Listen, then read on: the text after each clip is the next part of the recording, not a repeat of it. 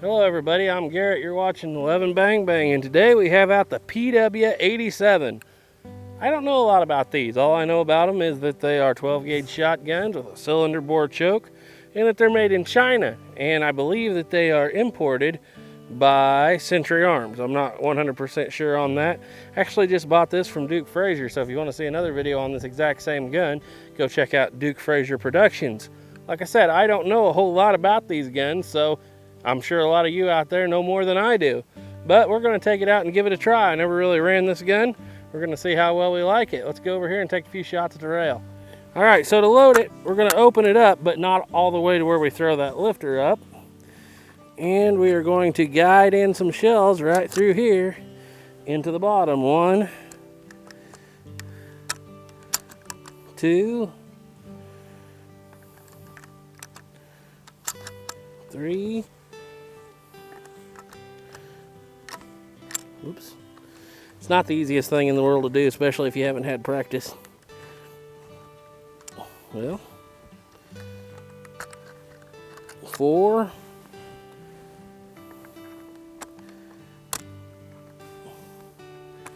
5.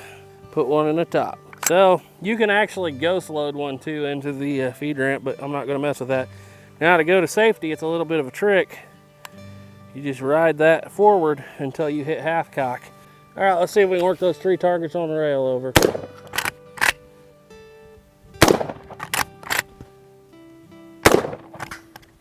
Ah! They're a little bit bindy. You got to throw that lever with a lot of authority, evidently. One more. Let's see. See if we can knock that coffin off the top. Nope. And when you hit the bottom, it doesn't really lift it out too well. I noticed the last shell. So yeah, I don't know if that's how the original ones are, but with this thing, you got to flat out throw that lever hard to get it to work. Let's shoot a few bottles. All right, let's blow up some bottles here.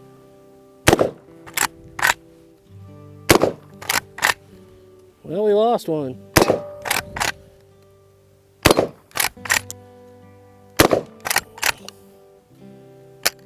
Seems to really throw those low brass shells a lot better than the high brass. We got one more bottle. Let's set it up and blow her up. All right, guys, we have 2 water bottles left here and a few of those steel targets hanging up. We got this thing loaded up. Let's see how fast we can run it. Seems to be kicking those low brasses out a little better.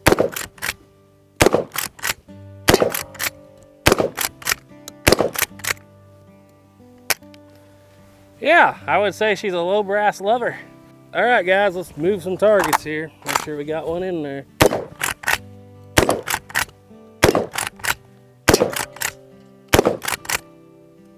And click. Obviously, as I said before, this is based on the Winchester model of 1887, I believe, or 1901 with the 10 gauge version. Like I said, I don't know a lot of the history behind these things. I've always thought they were kind of cool. From what I understand, this was a John Browning invention, and Winchester wanted a lever action gun and he wanted to build a pump action gun.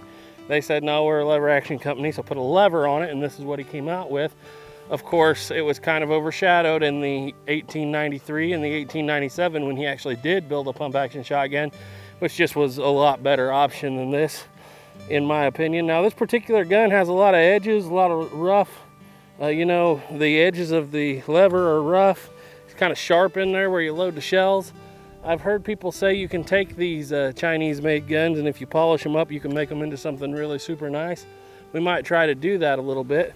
But like I said, I don't have a whole lot of history on these things, but it's a lot of fun to shoot.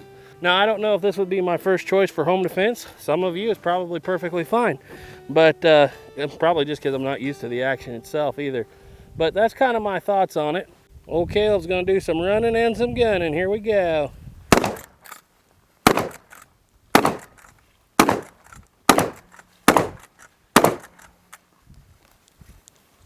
I think you killed it.